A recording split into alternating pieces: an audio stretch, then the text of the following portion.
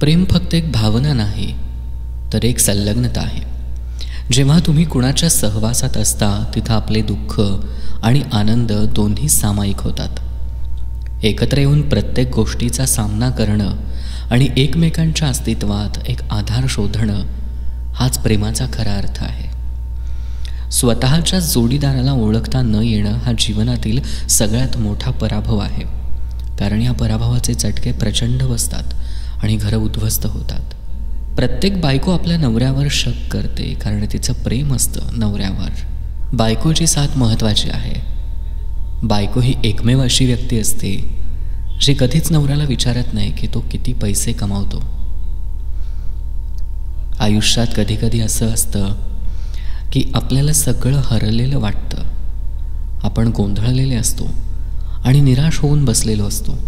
पण त्याच क्षणी आपल्याला हसवण्याची, स्वतःला पुन्हा उभं करण्याची ताकद दिसते. दुःखाच्या गडबडीत जेव्हा आपल्याला केवळ एका छोट्या श्वासावर विश्वास ठेवायचा असतो, तेव्हा तो श्वास आपल्याला पुन्हा आशा देतो आणि सांगतो की आयुष्याला अजून खूप काही देण्याची वेळ आली आहे.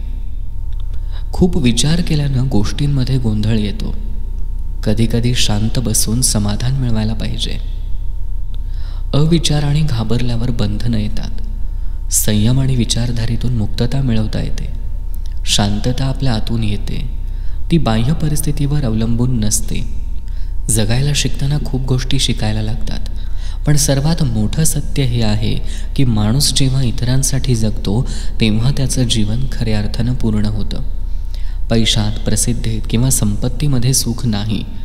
सुख म्हणजे दुसऱ्याच्या चेहऱ्यावर हसू, दुसऱ्याच्या दुःखात साथ देणं आणि छोट्या गोष्टीतून मोठा आनंद शोधणं. कधीकधी आपल्याला ज्या गोष्टी आवश्यक आहेत त्या अगदी जवळच असतात. फक्त त्यांचं मूल्य समजून घ्या. वेळ कधीच परत येत नाही, म्हणून ते महत्त्वाचे क्षण जपा.